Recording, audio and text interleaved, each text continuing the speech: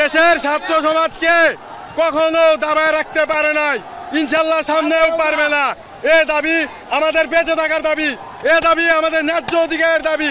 রক্ত যখন ভাইয়ের বুকের দেওয়া হয়েছে, রক্ত আরো দেব, আমাদের দাবি আদায় করে ছাড়বো ইনশাল্লাহ। স্বৈরাচারের পতন এই বাংলার মাটিতে হবে ইনশাল্লাহ। শেখ হাসিনা স্বৈরাচারের পতন এই বাংলার মাটিতে হবে। আওয়ামী লীগের দোষর, ছাত্রলীগের দোষর, যুবলীগের দোষরদের বিচার হবে এই বাংলার মাটিতে।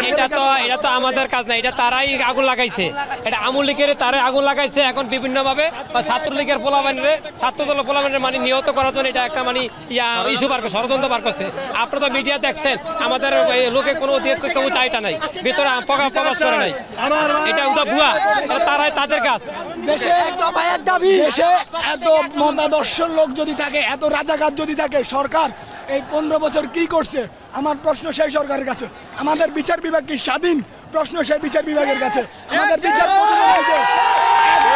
এক দাবি যদি পূরণ না হয়, সরকার অনলি পদত্যাগ করতে হবে।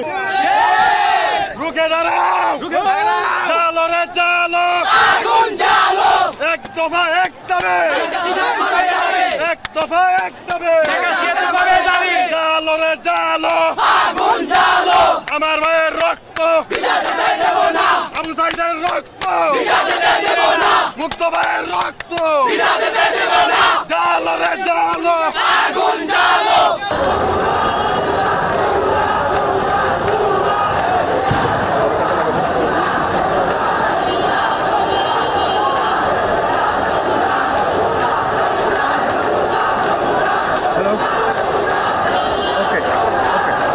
ওই ভাঙচুরের ছবিগুলো লাস্টের থেকে নিও, একদম লাস্টের থেকে ভাঙচুরের ছবিগুলো নিও।